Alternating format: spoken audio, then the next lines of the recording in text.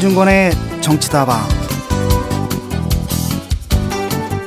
예, 진중권의 정치다방 2부 시작하겠습니다. 지난 1부에서는 우리가 6.4 지방선거 결과에 대한 얘기를 나눠봤는데요. 2부에서는 이제 진보정당의 현황을 좀 살펴보도록 하겠습니다.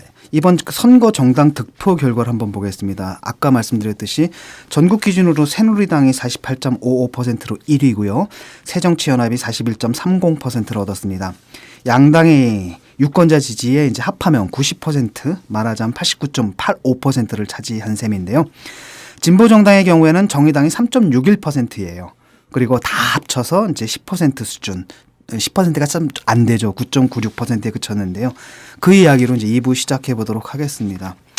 자, 이번 선거 결과 어떻게 봐야 할까요? 사실 뭐 예상된 것이긴 하죠. 왜냐하면 진보 정당 자체가 통진당 사건이라는 큰 사건이 있었고 그 피해가 이제 통진당한테만 가는 게 아니라 사실 진보 정당 모두에게 다 그 덤터기가 씌워지는 경향이 있는 데다가 또 다른 한편으로는 그 진보 정당이 하나가 아니라 지금 셋인가 넷으로 막 갈라져 있는 상태 아니겠습니까? 그러다 보니까 애초부터 뭐 좋은 성적을 기대하기는 어려웠지만 그럼에도 불구하고 좀 아쉬움이 남네요. 성적표 보니까. 왜들 할 말이 없으세요? 일단 외형적으로 그 선거 결과 수치로 이렇게 표현되는 결과를 보면은 과거에 민주노동당이 2004년 이제 원내 진입하기 전에 치렀던 2002년 지방선거. 예. 그 지방선거하고 거의 비슷합니다. 그러니까 현재 세 당이 이번 선거에서 얻은 확보한 의석수를 갖다가 합치면은 그리고 광역 비례 그 정당 지지율도 세 당 거를 다 합치면은 2002년도 그러니까 민주노동당이 첫 원내 진출하기 전으로 퇴보했다. 수치만 놓고 봐도 그렇게 볼 수 있고 또 이 같은 어떤 이 상황은 사실은 이제 막 방금 말씀하신 것처럼 이렇게 우리가 뚜껑을 열어보고 깜짝 놀란 결과라기보다는 예견할 수 있었던 결과인 것이고 2012년 통합진보당이 선거 부정 파동 등으로 이렇게 와해되는 속에서 그 이후 지금까지 큰 변화 없이 굉장히 그 몰락한 상태였던 진보정당의 현실을 일단 보여주고 있다는 것이고 현재와 같은 상태의 변화가 질적이든 양적으로든 이렇게 그 더 이루어지지 않는다면은 현 상태에서 변화가 이루어지지 않는다면은 2016년과 17년의 결과도 이번 지방선거의 결과와 크게 다르지 않을 것이다. 이렇게 좀 대단히 좀 위기적 상황으로 봐야 되는 게 아니냐 이렇게 생각합니다. 저는 이번 선거 결과를 보면서 이 결과는 이제 우리가 보통 이야기하는 1987년 체제의 완성형에 가깝다. 그런 결과라고 봐요. 우리 가지고 있는 선거제도 아까 노회찬 대표께서 말씀하셨지만 1987년 6.2 항쟁 이후에 소위 1로 3김 노태우 씨하고 그다음에 김대중, 김영삼, 김종필 이 네 분이 합의를 한 거 아닙니까 여기에. 그러니까 국회의원은 소선거구제로 물론 그건 그 다음에 합의가 됐습니다만 그 연장이죠. 5년 단임제로 대통령은 하고 결선 투표는 도입 안 하고 그리고 국회의원 선거구는 소선거구제로 하고 그리고 이제 91년도에 지방의회 선거 실시하고 94년도부터 이제 단체장 선거까지 다 시작해서 오늘날까지 이렇게 87년 체제가 제도적으로 구축이 되었는데 이 선거제도가 어찌 보면 만들어낼 수밖에 없는 가장 극단적인 결과에 가까운 형태로 이번 선거 결과가 나왔다고 봐요. 그러니까 그 당시 사당 체제였지만 그때의 신민주공화당 김종필 씨의 당 그다음에 김영삼 총재의 통일민주당 그리고 노태우 씨의 민정당 이 세 개가 합쳐서 자민당이 되었고 그 후신이 지금 새누리당 아닙니까? 그때 3당 악당에 합류하지 않았던 통일민주당 일부 세력하고 제야에서 새로 진입한 세력 그리고 김대중 총재의 평민당 여기가 합쳐서 만들어진 세력이 민주당인데 여기에 최근에 이제 안철수 씨의 의원의 새정치연합까지 통합을 해서 온 거기 때문에 결국 그 1987년 체제를 형성할 때 있던 4개의 정치 세력들이 합종연행해서 2개로 나누어져서 대한민국 정치를 완전 장악했다.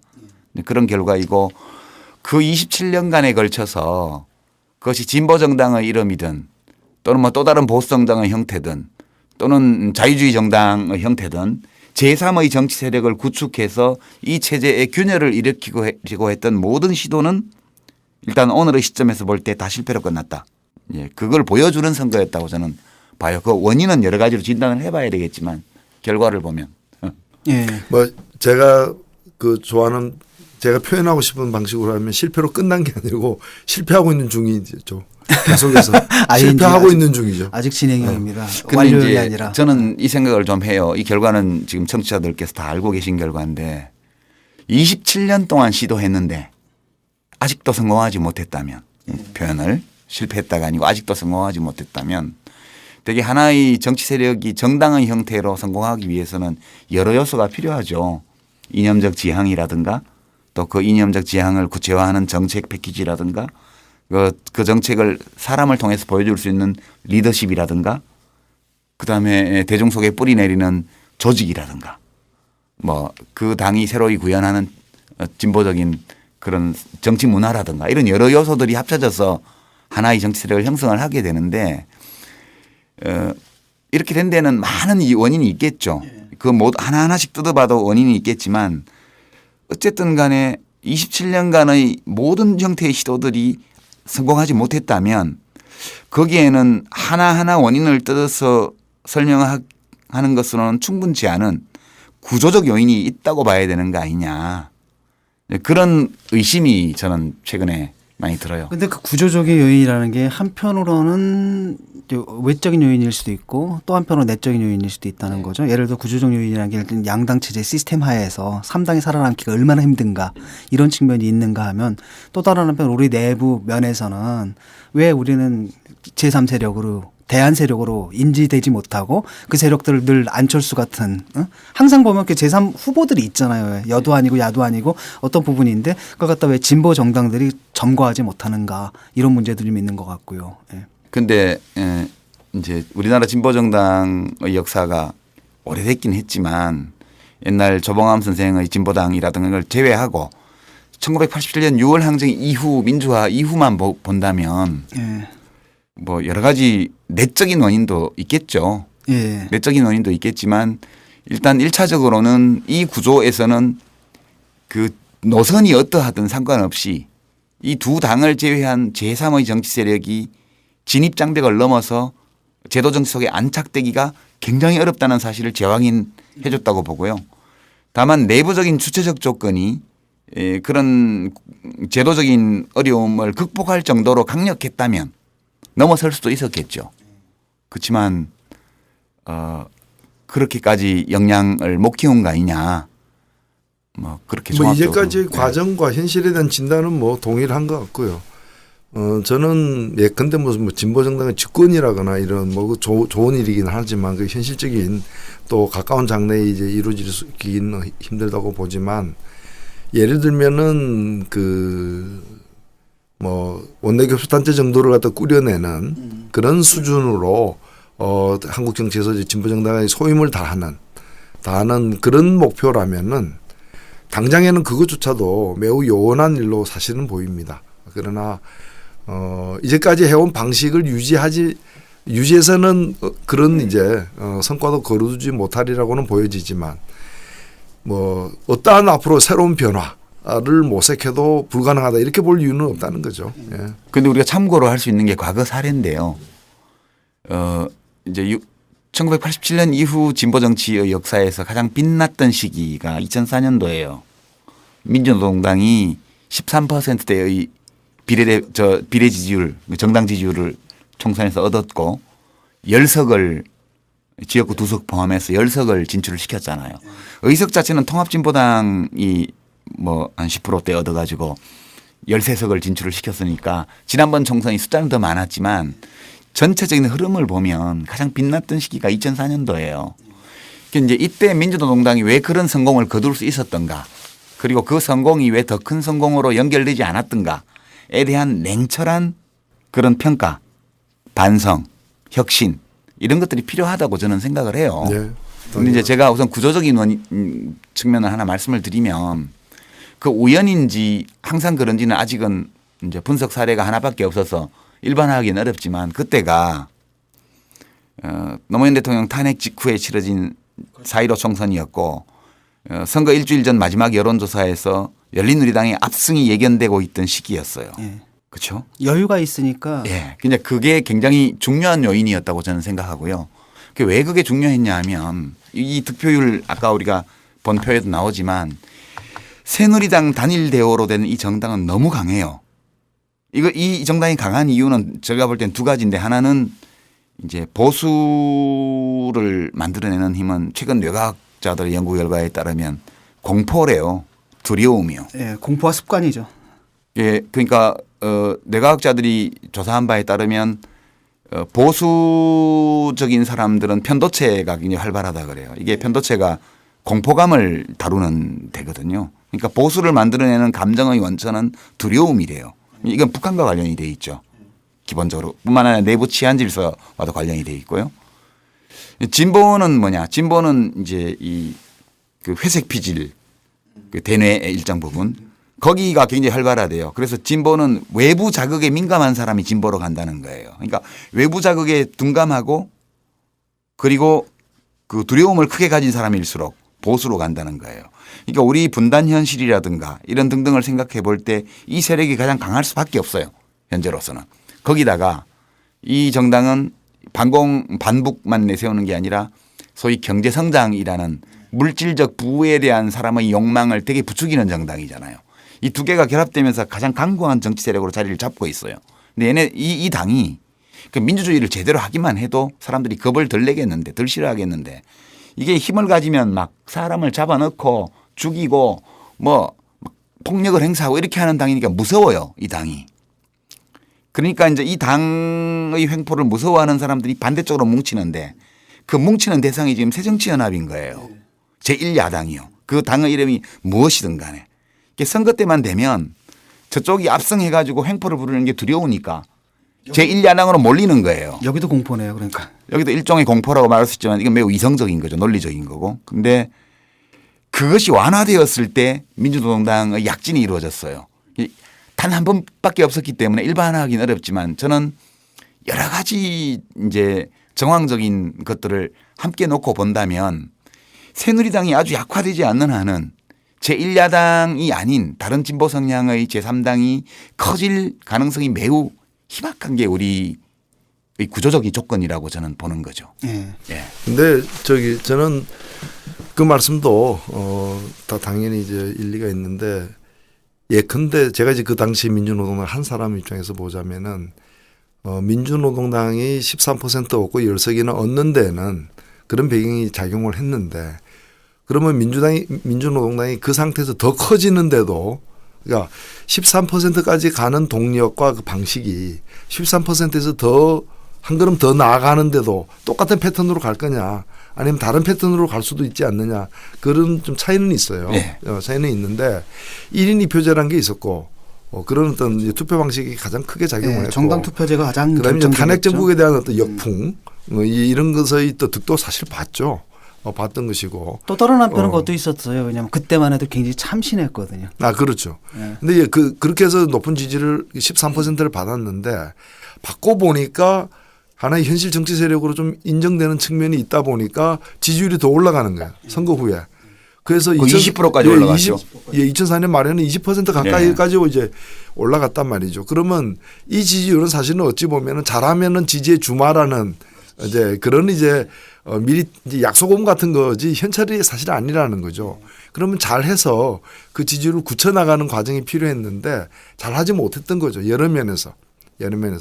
뭐 정책 아젠다를 세우는 면이라거나 내부를 이게 결속시킨다거나 또는 국민의 신뢰를 얻어 나간다는 여러 면에서 뭐 사고를 치거나 사건을 일으키거나 하여튼 여러 가지 문제가 많아서 오히려 이 지지율이 그 2004년 말이 오히려 지지율이 정점이었어요. 예. 그 후부터는 예. 계속 내려갔. 그래서 사실 제가 그 당시 어떤 인터뷰에서 1년 안으로 8%까지 내려갈 거다. 그 좀 재수 없는 예언도 하고 막 그래서 야단도 막 그렇죠. 예. 내려가니 좋냐? 예. 그런 저는 이제 민주노동이 변하지 않으면은 더 내려갈 수밖에 없다. 그 이제 바꾸자 뭐 이렇게 했는데 내부에서는 좀 그와 또 반대로 이제 나갔던 거죠. 경직되게 이제 나갔던 거고 어찌 보면 많은 걸 잃고 난 뒤에 뒤에 뭐가 잘못됐구나 하는 걸 이제 뒤에 좀 조금씩 뒤늦게 이렇게 깨달아가고 있는 그런 이제 과정이었다고 봅니다. 그래서 저는 이제 뭐 일단 제가 오늘 드리고 싶은 말씀은 현 상태에서 열심히 하면 잘 될 거라는 건 아니라는 거예요. 그러니까 비상한 어떤 질적 양적인 어떤 변화를 스스로 강구해내지 못한다면은 이 결과 이번 6월 4일에 나타났던 결과는 앞으로도 계속 반복될 수밖에 없다는 거죠. 근데 이 이야기의 이 중요한 지점이거든요. 이게 그러니까 한번 그냥 톡 터놓고 한번 얘기해 보죠. 사실 제가 2002년도에 개혁당이라는 리버럴한 그러니까 자유주의 정당을 만들어 봤다가 열린우리당으로 M&A를 해봤다가 그다음에 또 국민참여당이라는 또 한 번의 리버럴 정당을 또 해봤다가 통합진보당 뭐 정의당 이렇게 와봤잖아요. 근데 2004년 당시에 제가 민주노동당 분들하고 되게 다퉜죠 그때가. 뭐 제가 뭐 공적 제1호였고 우리 진중권 선생도 내 욕을 엄청 했는데 오늘 이렇게 마주 앉아서 얘기하니까 요새 사람들이 신기하대요. 근데 그때 이제 제가 민주노동당에 워낙 아는 분들이 많았으니까 어떤 느낌이 들었냐 하면 자 이제 그때 한나라당 차떼기하고 탄핵하고 뭐 이래가지고 이 당은 망했다. 그리고 이제 자유주의 정당 보수 자유주의 정당으로 민주당을 규정을 했으니까 이 보수 자유주의 정당은 이제 2년 연속 집권을 했다. 두 해 연속. 그리고 민주노동당은 13% 지지를 얻고 열석을 진출을 시켰다. 이제 저 보수 자유주의 정당 민주당의 허상을 폭로하고 저것만 짜부라뜨리면 이제 민주노동당에게 엄청 진보 정당에게 엄청 큰 기회가 올 것이다. 이렇게 생각하는 것 같은 느낌이 팍팍 오더라고요 저한테. 그건 아닌 것 같아요. 아니에요? 그건 아니고 뭐 느낌을 줬을 수는 있습니다. 근데 뭐 꼭 우리가 그렇게까지 작업은 우리가 아니었는데 우리가 아니 뭐 그렇게까지 잘했다 잘못했다는 문제가 아니고 제가 인식하기에는 그렇게 생각하는 거 아닌가라는 의심이 좀 들었어요. 그래서 우리가 그렇게 자 스스로를 갖다 그렇게 크게 생각하지는 않았어요.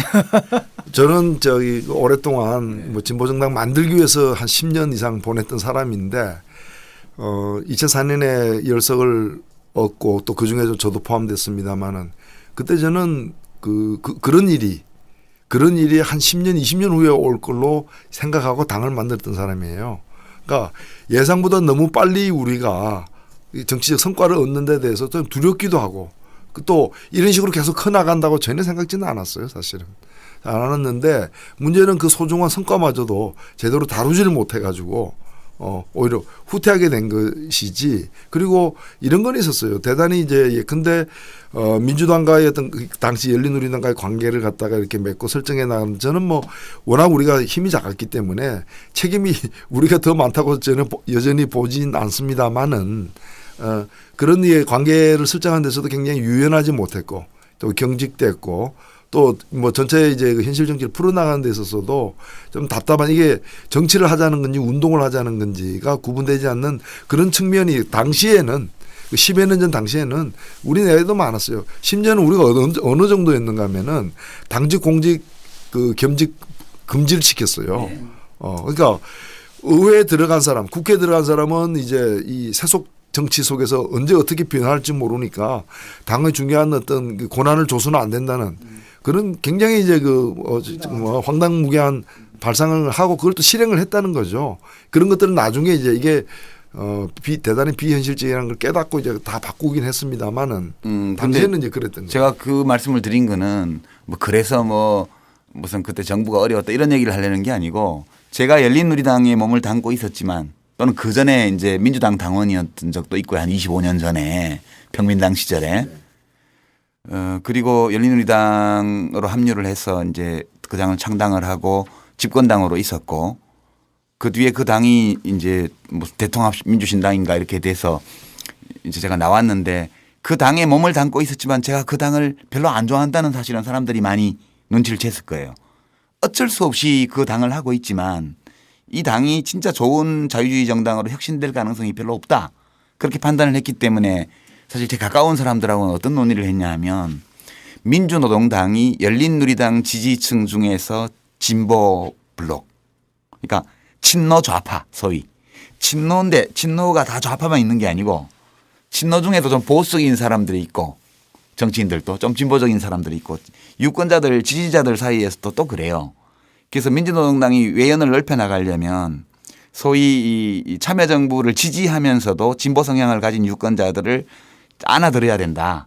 이제 그런 판단을 계속 하고 있었어요. 그래서 저는 그게 잘 되기를 사실 바랬고 긴 관점에서 그 당이 그렇게 성장을 해서 이 87년 체제의 균열을 낸다면 우리 정치에 큰 발전이 있을 거다 이렇게 생각을 했는데 제가 그 바랬던 그거는 당시 민주노동당을 하시던 분들의 안중에는 별로 없었던 계산인 것 같아요. 제 느낌에. 그건 느낌 차이고요. 예. 제가 그때 많이 싸웠잖아요. 최전선에서 인터넷에서. 뭐 옛날 이야기긴 근데 한데 그때 오늘날에도 의미가 있는 얘기 같아요. 그때는 왜 그랬냐면 제 기억에는 뭐였냐면 두 가지였던 거예요. 하나는 이제 파병 문제 때문에 네. 했던 거. 그거는 필연적으로 싸울 수밖에 없는 부분이 있고 또 하나는 제 생각은 이 사표 심리를 막아야 된다. 그러니까 그쪽에서는 계속 이제 사표가 된다 이런 논리였고 우리 쪽에서는 그 사표 심리를 막아야지 유의미한 득표를 하니까 그걸 막는 거였지 뭐 이 부르주아 정당을 타도해야지 뭐 우리 표를 얻는다 이런 건 아니었던 것 같아요. 굉장히 수세적이고 방어적이었던 것 같아요. 그 너무 좀 오해가 심하신 것 같아요. 우리 주제가 그 정도까지는 아니었고요. 그때 민주노동당 셌어요. 그때 세봤죠. 2004년도에 이런 사건이 있었어요. 윤광훈 그 국방부 장관에 대한 해임 건의안 예. 그 건이 있었는데 사실 그 당시에 그 민주노동당이 또 어떤 야당이지 않습니까? 예. 야당으로서는 그 해임 건의안이 비록 한나라당에 의해서 추진되었다 하더라도 그 동의를 하는 게 맞다고 나는 생각했어요. 저는요.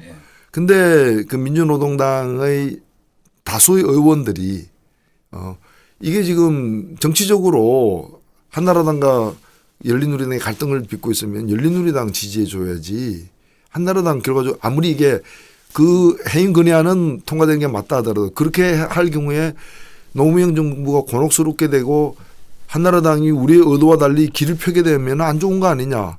그래서 당론으로 그걸 갖다가 저지시켰어요. 그런데 그런 어떤 정서와 분위기는 늘 있었다는 거예요. 다만 이제 노동 문제라거나 이쪽에서 이제 뭐 집착하는 그런 몇 가지 파병 문제나 이런 데 있어서는 뭐 상대가 누구든 관계없이 시도 때도 없이 그냥 이제 나를 곤두세워 가지고 이제 싸웠던 건 사실이죠. 예. 근데 그렇다면 그때부터 지금까지 이어져 오는 우리 주체의 문제, 예. 진보 정치에. 자, 지금 보면은 그걸 지금 짚어봐야죠. 선거 결과를 한번 보면은 통진당이 4.27%고요. 정당 득표 결과가 정의당이 3.61%, 노동당이 1.17%, 녹색당이 0.75%거든요. 그래서 제가 이제 계산을 해봤습니다. 정의당하고 노동당을 합치니까 5.53%가 되고요. 그렇게 보면은 사실은 약간의 그 역관계가 좀 변한 부분은 좀 보이거든요. 근데 문제는 뭐냐면 이게 다 하나 있던 당들인데 다 나눠졌다라는 겁니다. 지금 거기다 녹색당까지 들어와 가지고 4개의 정당으로 지금 나눠져 있거든요. 이런 상황들을 어떻게 돌파해야 되는가 아니면 이렇게 서로 각자 다 그 각계 전투를 하다시피 하듯이 나가야 되는가.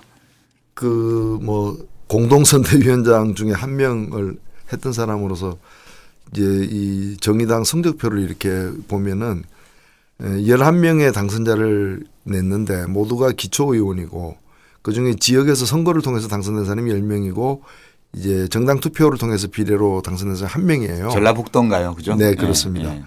근데 이제 이 10명 그러니까 이제 그 후보로 직접 출마해서 당선된 이 10명을 다시 분석해 보면은 처음 출마해서 당선된 사람 10명 중에 1명이에요. 나머지 9명은 3선째거나 재선이에요. 이 얘기는 이제 뭘 의미하냐면은 물론 저희들이 모든 현역 의원들이 다 다시 당선된 건 아닙니다만은 떨어진 사람이 낙선한 사람이 더 많습니다만은 이 당선자 중에 9명이 그 재선 3선 출신이라는 건 뭘 의미하는가 하면은 당이 별로 도움이 안 됐다는 얘기입니다. 그렇죠. 예. 그러니까 거의 다 자기가 4년 동안 열심히 한 성과에 그 힘입어서 뭐 그것만은 아니겠습니다만 그러니까 당의 힘만으로 당선된 거는 그 초선 의원 1명 이밖에 없는 겁니다. 목포인가요? 목포 조선이 된 게 맞습니다. 그렇죠. 네. 그만큼 이제 이번에 진보 정당의 현재의 어떤 처지와 그 어떤 위상, 영향력을 이번 선거가 안타깝지만 보여주고 있는 바다라고 생각되는 거죠. 그 좀 전에 제가 제기한 문제 어떻게 해야 될까요? 그 유권자들 입장에서도 헷갈리거든요. 통진당이야, 정의당이야, 노동당이야, 녹색당이야. 어떻게 보면 이제 유권자들 눈에서 보면은 뭐 통진당은 그렇다 치더라도 나머지 정당들 같은 경우는 사실 차이가 거의 없을 텐데. 워낙에 그 현재 그 진보정당의 이 현재와 같은 상황이 된 과정에 이러저러한 어떤 통폐합의 어떤 그 실패도 영향을 미치고 있기 때문에 객관적으로 필요하다 하더라도 그런 이제 또 다시 실패하지 않을까라는 우려도 내부적으로 많습니다. 그리고 또 무조건 이 작은 집단을 그냥 다른 변화 없이 양쪽으로 그냥 이렇게 합친다 그래서 크게 뭐가 달라질까 하는 그런 사실은 이제 전망도 사실이 있고요. 있기 때문에 그런 이제 이 정당들의 통폐합을 기계적으로 쉽게 추진할 상황은 아니라고 보지만 분명한 거는 현재와 같은 상태가 계속되어 가지고는 그 누구도 아무도 전망은 없는 건 분명하다는 거죠. 그런 점에서 어떤 그 변화를 어떤 방향으로 모색해 나갈 것인가. 그래서 저는 뭐 그런 인위적인 어떤 이제 뭐 작은 집 몇 개 합친다 그래 가지고 뭐 산술적으로 좀 늘어나는 그 자체가 우리의 활로일까라는 의문도 사실 강하기 때문에 여러 가지 좀 근본적인 더 큰 어떤 변화를 이렇게 좀 내다볼 수 있는 그런 구상이나 그 논의가 필요하지 않느냐 생각됩니다. 그 이제 저는 어찌 보면 뭐 전향을 이리저리 한 것처럼 보이는 사람인데 정치적으로는 열린우리당에 있을 때 그때 그 당 사람들이 민주노동당을 보던 관점 또 그 뒤에 진보신당하고 갈라진 후에 복수의 진보정당들을 보던 관점 이거를 한번 들어보시면 혹시 참고가 될지도 몰라요. 그때 이제 2004년 총선 때도 사실 저는 당 안에서 창원을하고 울산 북구는 공천하지 맙시다. 했을 때 비웠단 말이에요. 두 군데를. 이 두 군데는 확실히 우리가 후보를 내도 민주노동당이 됩니다. 괜히 내서 욕만 먹지 말고 인심이나 씁시다. 여기에 그냥 일방적으로 두 군데를 비웁시다. 그리고 정동훈 의장이 오케이 해가지고 두 개를 처음에 비웠단 말이에요. 그러더니 무슨 후보 등록 바로 전날인가 점심 먹으면서 막 당내에서 거기도 나가겠다는 당원 동지가 있는데 못 나가게 하냐 이래가지고 거기를 공천하는 게 어떠냐고 묻는 거예요. 그래서 제가 그 공천해도 민주노동당 될 텐데요. 그래도 우리가 그 비워주는 게 뭐 의장님이 하시겠다면 하는 거지만 우리가 그래도 이렇게 해주는 게 나중을 생각할 때 또 다른 지역에서 민주노동당 지지자들 표를 받는데 좀 낫지 않을까요? 그런데 결국 공천을 했어요. 그러니까 이제 어떤 시각이 반영돼 있냐 하면 그 의견 차이에 저거는 그냥 무시하고 가자. 저 사람들은 어쩔 수 없는 사람들이야. 깔아뭉개야 돼. 이 시각이 하나 있고요. 다른 한편으로는 저 사람들은 못 없애. 그러니까 정식 연대는 아니라도 우리가 그냥 그 공존하는 분위기 그런 정도는 만들어주는 게 장기적으로 현명해. 이 두 시각이 있었어요. 지금은 어떠냐 하면 뭐 어떡하겠어. 이제 그런 것 같아요. 지금 새정년 입장은. 이제 그만큼 이쪽이 존재감이 약해지니까. 예, 그렇습니다. 그 당 안에서도 연대연합을 해야 된다는 생각을 하는 사람들조차도 그걸 뭐 굳이 주장하거나 그렇게 하지 않는 거죠. 이제 그렇게 지금 돼 있고 우리가 이제 그 당시 민주노동당 과거에 또 뭐 현재도 마찬가지입니다만 그럴 의도가 없었을지 몰라요. 저 참여정부 저것만 끌어내리면 우리가 잘 될 수 있다 이런 생각을 안 했다고 그러시니까 별로. 근데 그게 사실일 텐데. 근데 비치기는 그렇게 비치는 이유가 뭘까? 왜 그렇게 비쳤을까? 이게 생각을 해보면 저는 이제 그런 거죠. 참 훌륭한 사람도 많아요. 이 진보당에는 당세는 약하지만 그 개개인의 인물을 놓고 보면 되게 훌륭한 분이 많다고요. 예. 저를 비롯해서. 예. 진 선생 훌륭한 거야. 뭐 진 교수 훌륭한 거야. 다 아니까 논외로 하고. 뭐 저 같은 사람도 있지만 저하고는 달리 훌륭하신 분들이 많다고요. 근데 왜 국민들이 유권자들이 안 알아줄까? 그게 약간 제 생각에는 약간 무서운 느낌이 있어요. 그러죠. 많이 무섭죠. 예. 예. 그리고 특히나 그 무서운 게 어디서 나타나냐 하면 자기들끼리 싸울 때요. 진짜 쌀벌하거든요. 지금도 뭐 통합 얘기를 꺼낼 수가 없는 게 이 온라인상이나 SNS상이나 당 게시판에서 이 4개의 정당들이 다른 진보 정당에 대해서 내뱉는 언사들을 한번 보세요. 더 무서워요. 예, 더 무서워요.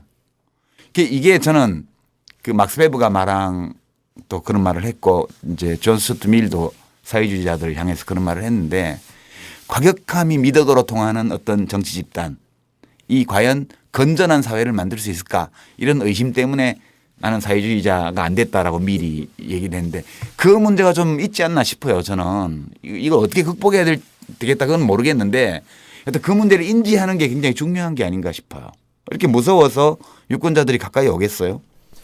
근데 뭐 저는 그것이 이른바 뭐 진보 세력 내지 좌파의 어떤 좀 생내적인 체질적인 그런 요소다라고 보지는 않습니다.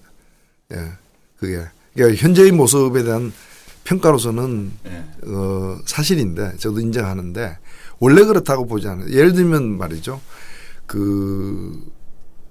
좀 비대중적인 과격한 그런 구호를 외치거나 대중의 정서를 무시하는 게 좌파의 전통인가?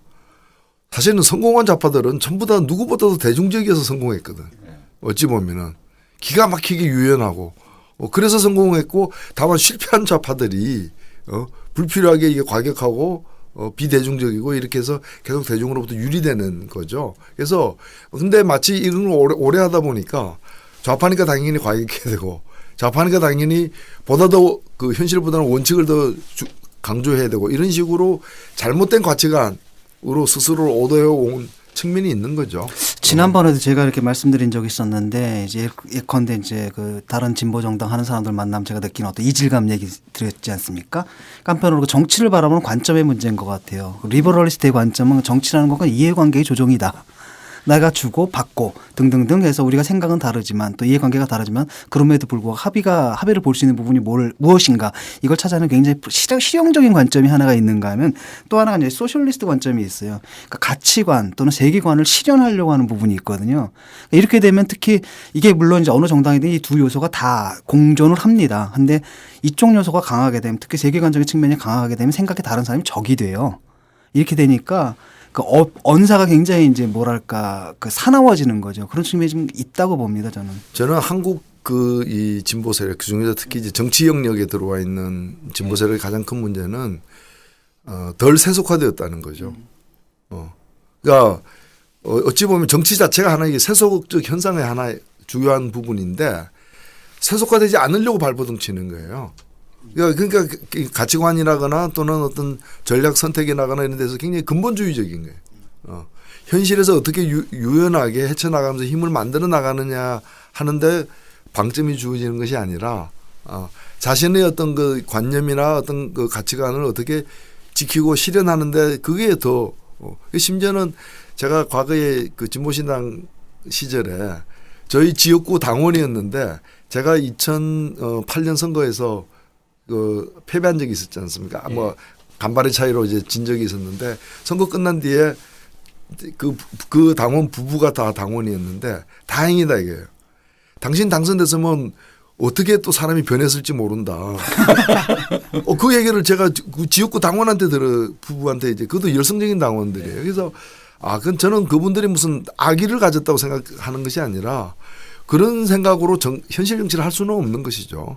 근데 이 지금 노 대표께서 제기하신 문제가 저는 정도 문제라고 봐요. 그러니까 지금 표현하신 거 너무 자기의 이념과 소신에 집착하고 현실에 적응하지 않으려고 그러고 독선적으로 되고 이 얘기를 제가 열린우리당에 있을 때 진짜 많이 들었거든요.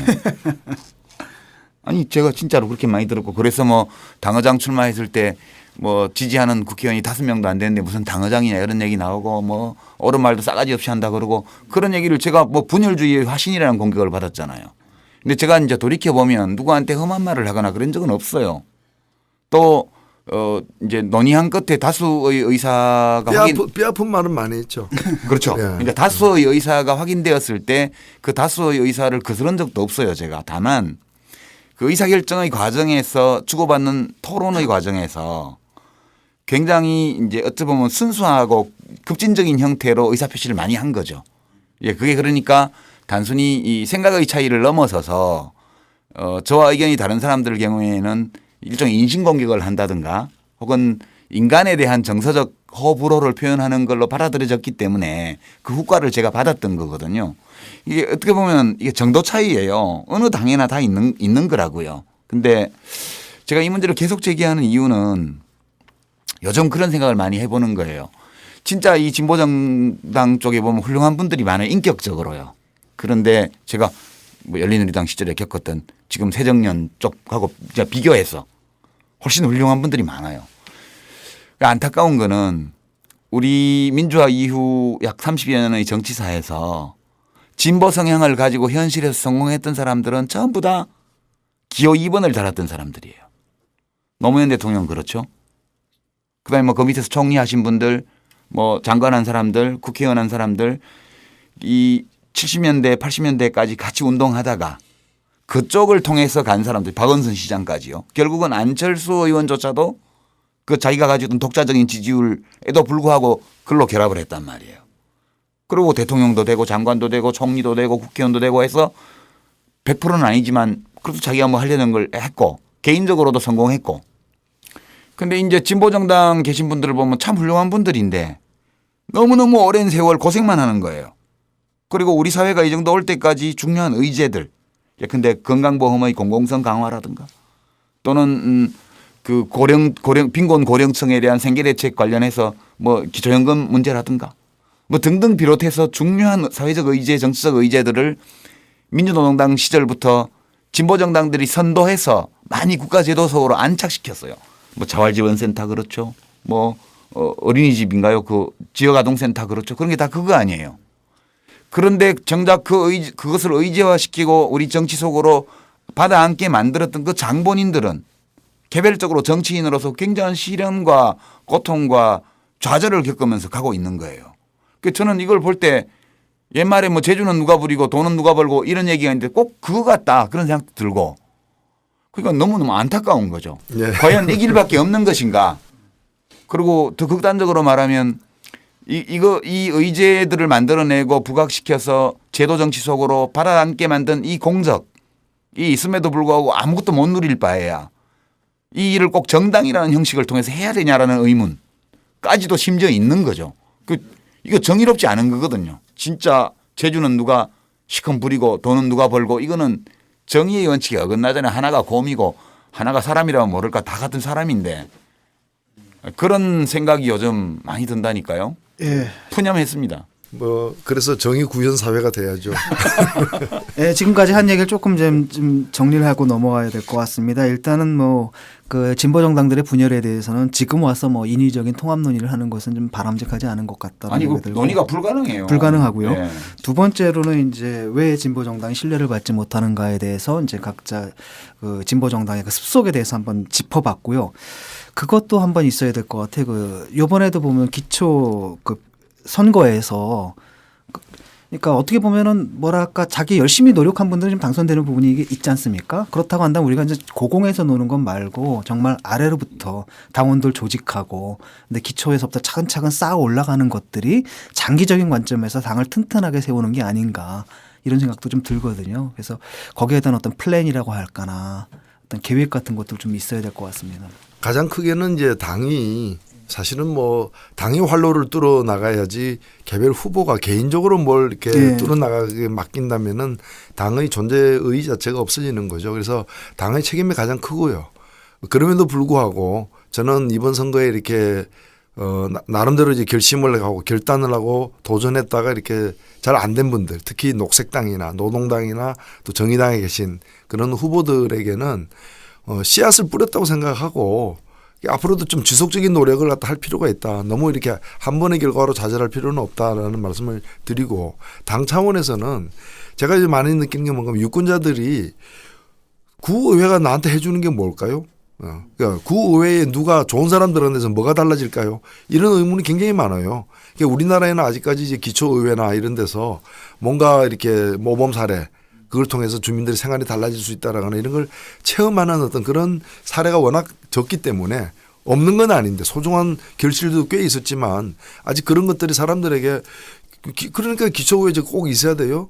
심지어는 시의회까지도 저 가끔가다가 외유 나가고 사고 치는 저 사람들 우리 세금 줘 가지고면서 뽑아야 되냐 무용론까지 사실 나오고 있기 때문에 이 부분에 관해서 좀 어떤 이제 그 뭐가 달라질 수 있는지 이런 걸 좀 잘 보여주는 그런 과정들도 앞으로 필요한 것 같아요. 그런데 씨 뿌리는 건 좋은데 벌써 30년째 씨만 뿌리고 있으면 이게 가끔씩 추수해가지고 배도 좀 부르게 먹기도 하고 이래야 되는데. 근데 솔직히 말하면 기초의회라든지 이런 데에도 우리가 이렇게 신경을 많이 쓰지는 않았잖아요. 아니 근데 실제로 지역에서는 예. 가장 이렇게 좀 밀착해서 한번 해볼 만한 데가 이제 기초의원이기 때문에 많이들 출마를 했고 그리고 뭐 30년 내내 출마한 사람은 별로 없습니다. 그러니까 처음 출마한 분들에게 제가 처음 출마해서 안 됐다고 해서 그렇게 쉽게 단념할 필요는 없다. 그러니까 사실은 뭐 외국 같은 경우에 진보 정당의 이제 노동조합이라는 아주 튼튼한 그냥 기반을 딱 갖고 있고 거기서 정당화가 되는데 사실 우리는 뭐 노조 조직률도 10%밖에 안 되고 그 이하죠 아마. 그러니까 그렇다면 이제 뭔가 이렇게 대중적인 조직을 그 기반으로 가져야 된다는 생각이 좀 들거든요. 그래서 조직화의 문제라든지 하다못해 이제 당원이 돼가지고 당비만 내고 그러니까 당 소식 좀 알아듣는 사람들 조직하는 문제라든지 이런 것들이 뭔가 이렇게 토대가 좀 되어야 되지 않나. 그런 걸 열심히 하는데 잘 안 돼서 그러는 거죠. 그거 안 해서 그런 게 아니고 지역에서는 당원들이 다들 그걸 하려고 열심히 해요. 그런데 아는 사람 하나를 입당시키는 게 얼마나 힘든 일이에요. 정말 힘들거든요. 그게 쉬운 게 최근에 아니에요. 예. 정치 다방을 듣고 그리고 선거 결과까지 보고 입당했습니다라고 이렇게 트위터에 글 올린 분을 몇 분을 봤어요. 예. 근데 그런 식으로라도 하여튼 이렇게 뭔가 좀 그러니까 이 정치 다방이 다방면으로 이 역할을 하고 있는 건 분명한 사실인 것 같아요. 결국은 이 방송 연장해야겠다. 예. 아니 근데 저는 이제 오늘 약간 선거도 끝났고 일단 또 730 재보선이 있기는 합니다만은 저도 이제 뭐 평당원 입장에서 이제 선거 시기에는 좀 당원이라는 정체성을 가지고 이 정치 다방에서 말씀을 여러 가지 드렸는데 오늘은 좀 되도록 거기서 벗어나서 이야기를 하고 싶었어요. 이게 이제 평당원 중에는 이런 사람도 있고 저런 사람도 있고 원래 당 조직의 말단이 평당원인데 평당원들 속에는 사회에 존재하고 있는 여러 경향들이 스며드는 통로거든요. 그게 거기서 스며드는 여러 의견이나 이런 것들을 잘 수합해서 반영해야지만 대중 속에 이제 좀 안착할 수 있다 저는 그렇게 생각해요. 그래서 이제 당원들이 지역에서 입당 권유를 할 때 야, 이 당은 이런 당이야. 이 좋아. 한번 입당해봐 라고 말할 수 있는 거리가 있어야 돼요. 예. 왜 새누리당도 아니고 왜 새정치연합도 아니고 왜 노동당도 아니고 통진당도 아니고 통합진보당도 아니고 녹색당도 아니고 하필 정의당인데 뭐 좋아. 뭐 시민들이 정당에 참여해야 된다는 건 인정해. 그렇더라도 그게 꼭 정의당이어야 될 이유는 뭐야. 이게 된 답이 있어야 되거든요. 그게 당이 해줘야 될 몫이라고 저는 생각하고 그런 점에서 저는 이제 진보정당 이 표현을 버릴 때가 됐다고 생각해요. 그거는 별 얘기를 해주는 게 아니에요. 진보당 정당이 더더군다나 여러 개가 있는 이런 상황에서 정의당이 어떤 당이요? 그러면 진보정당입니다. 이거 갖고는 답이 없다고 저는 보는 거예요. 그래서 정의당이라는 당명을 정할 때도 여러 가지 우여곡절이 있었습니다만 정당이라 하면 기본적으로 요즘 유행하는 말로 국가개조 우리 대한민국을 이런 나라로 만들어 나가야 됩니다. 이런 나라로 만들기 위해서는 이런 원칙을 가지고 이런 가치를 가지고 이런 방식으로 우리는 나아갑니다. 이것이 하나의 세계관이자 철학, 국가 이론, 정책 패키지의 형태로 조직 문화의 형태까지 이렇게 복합물로 이렇게 구성이 돼 있어야 우리 당원들이 주변에다가 야, 10,000원 내고 당원돼. 이거 진짜 좋아. 이렇게 얘기할 수 있는데 그 점에서 정의당은 아직도 건축 중인 집과 비슷하다는 생각을 저는 해요. 그래서 이제 일단 지방선거도 끝났기 때문에 선거평가도 하면서 당의 어떤 아주 장기적인 발전 전망을 마련한다는 측면에서라도 이제는 당이 좀 모호함을 좀 더 극복하고 뚜렷한 세계관과 어떤 국가의식 또는 국가 운영에 관한 그런 자기주장 이런 것들을 좀 더 체계적이고 정리된 형태로 내놔야 되고 그런 노력을 좀 더 해야 되지 않나 그런. 그런데 그건 사실 뭐 아주 뭐 좋은 말씀이고 예. 그리고 제일 필요한 부분이고 그리고 뭐 분류하면은 진보 정당에 속하지만 진보 정당에는 그 네 글자로 자신을 설명하는 것은 뭐 아무런 의미가 없는 상황인 것도 한 사실이죠. 그래서 실은 지금 말씀하신 것을 뭐 제가 지금 현재 당 지도부도 아니지만 제가 알기로 정신적 지도부세요. 아니, 제가 알기로 현재 당에서 우리 천호선 대표를 비롯한 그 지도부가 지금 말하는 정의당이 만들 나라 예.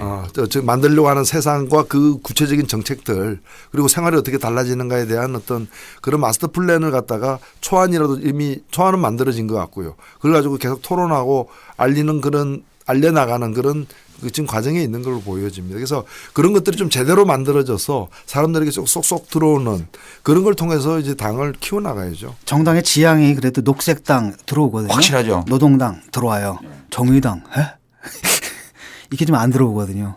정의당 괜찮은데 정의당 정의가 필요하죠 우리나라에. 근데 저 천호선 대표 말하는 거 들으니까 저 어디 시골에 경남에 갔더니 어떤 할아버지가 막 야단을 치시더라고.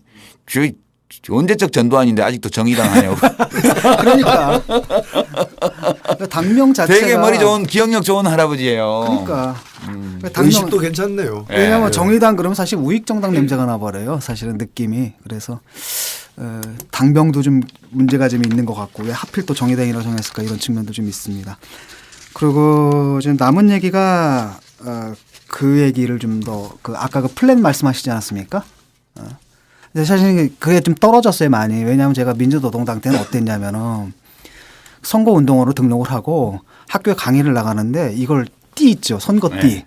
이걸 띠를 들고 나갔어요. 아 그때 민주노동당은 정말 그리고 사기가 그다음에 학교 하늘을 들어갈 때 찌를 때야. 학교 정문 들어가면서 내가 그때 뛰고 내가 지하철에 가서 타고 갈 때도 타고 가고 그다음에 그 지하철 안에서 또 이렇게 구호를 외칩니다. 4번 뭐 4번 이러다가 또 그 공익들한테 쫓겨다녀요. 막 공익이 쫓아가지고 안 된다 그러면 도망 나가서 입구에선 되거든요. 그래서 입구에서 또 4번 하고 근데 지금 그 말씀하시는 이유가 그 열정이라는 것들이 예. 그때 그 열정이라는 것도 좀 되살릴 좀 필요가 있다는 생각도 들고 왜냐하면 그때 우리가 서울시장을 할 때 당원들이 당에선 후보 안 냈는데 당원들이 그냥 만들어서 냈잖아요. 예. 그런 아래로 질서가 없는 당이지 그러니까. 그런 것도 있었고 또 그 촛불 집회 때 칼라 TV 같은 경우에도 당 소속이 아니잖아요. 그냥 사람들이 만들어서 당원들이 그래서 우리도 좀 그런 밑으로부터 올라오는 어떤 이니셔티브 같은 것들을 좀 다시 좀 되살릴 필요가 있지 않나. 종합적으로 보면 그때 당내에 우리 저 진중근 교수 같은 분들이 뭐였는가 하면은 민주노동당을 굉장히 관료 집단 비슷하게 보고 당내에 또 이렇게 그 이제 당내에 저런 알았죠. 사람들이 당 활동을 깨시민. 너무 열심히 하면 당이 안 돼. 깨시민들 있잖아요. 그래가지고 굉장히 이렇게 얼마나 우리가 그래서 많이 했습니까 활동들을. 아, 그 당에서 뭐 한다 그러면 일단 따라주고 당에서 하지 말라 그러면 참고 열심히 돈 내고 이렇게 하는 당원이 많아야 당이 잘 되지. 저렇게 막 그냥 자기 주장이 강한 당원이 너무 많으면 그 당이 안 돼요. 그래도 뭐 당의 지원 별로 없이 그때 선거 치러냈습니다. 당에서 나쁘지 않았잖아요. 당의 지원 없이 하면 안 되죠. 당과 함께 해야죠. 당의 지도를 받아야지. 당에 그 지원이 없진 않았어요. 있었는데 상당히 힘들어하면서 지원을 해주셨죠 그때. 저놈들 사고 쳤구나 이래가지고. 근데 그런 열정을 당이 결심하면 우리는 한다. 뭐 이런 것도 좀 배울 필요가 있죠. 예, 알겠습니다. 반성하겠습니다.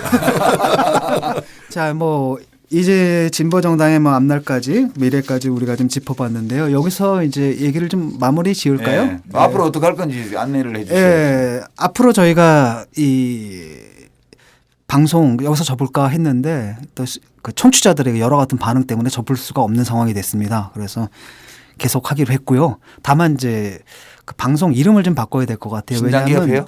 예, 그 창비에서 하고 있는 제가 하고 있는 그 진중원의 문화다방이라고 있는데 이게 브랜드가 겹치기 때문에 그쪽에서 굉장히 좀 불편해하거든요. 그래서 저희가 오늘 그 생각을 해봤는데 그래 민폐를 끼치면 안 돼. 그렇죠. 예. 진보 정당이 돼가지고 말이죠. 예. 노회찬, 유시민, 진중권에서 노유진의 정치 카페 이렇게 이제 새로운 이름을 한번 정해봤거든요. 약간 여러분들 트렌디하다. 그렇죠. 네. 이런 방송이고요. 또 앞으로 일주일에 한 번씩 여러분들 다양한 주제로 찾아뵙도록 하겠습니다. 다음 주 예고까지 해버릴까요? 예, 하세요. 확정된 건 아닌데 다음 주에는 이번에 그 서울시 교육감으로 당선되신 조희연 당선자죠. 모시고요. 진보 교육의 미래 또는 진보 교육을 위한 계획들 이런 것들 한번 들어보도록 재밌겠다. 하겠습니다. 네. 이게 섭외가 지금 거의 확정된 상태인데요. 아마 되지 않을까. 저희가 시간을 옮겨서라도 그분 꼭 모시도록 언제 하겠습니다. 박원순 시장도 한번 모십시다. 네, 아이고. 좀 나 개인적인 사감이 있는데 네. 제가 그 선출 공직을 할 때 그분들이 시민단체 대표다, 뭐 학계 대표다 이런 자격으로 저를 조금 괴롭혔었거든요. 아 그래요? 네. 그 이제 나도 입장이 이제 바뀌었으니까 이제 좀 복수전을 해야 되지 복수전을. 않겠어요? 네. 예, 복수혈전. 예, 기대해 주시고요. 다음 모시죠 뭐. 그 다음 회로 한번 추진해 보도록. 저는 뭐 청와대 홍보수석 이제 막 사표냈는데 이정현 수석 같은 분도 여기 한번 모셔다가 본인이 원하기만 한다면 네. 예. 청와대 이야기 듣고 싶은 것도 많고. 예. 그럼 사실은 우리가 저기 그 왕 실장, 예. 김기춘 비서실장을 예. 도승지. 예. 그분은 한번, 안 나오실 예. 것 같은데. 그분은 절대 안 나오셔. 예, 절대 안 나오시고. 네. 예. 도승지는 대궐 밖으로 안 나와요. 원래. 그러면 계속 거기서 살게 되는 건가요? 그렇죠. 도승지는 계속 대궐 안에서만 기거하는 거죠. 예, 이제까지 예고 말씀드렸고요. 예, 오늘 진중권의 정치다방 제 3회죠. 여기서 마치도록 하겠습니다. 두 분 수고하셨습니다. 네, 수고하셨습니다. 네, 수고하셨습니다. 예, 안녕히 계십시오. 우리끼리 박수 쳐야 돼.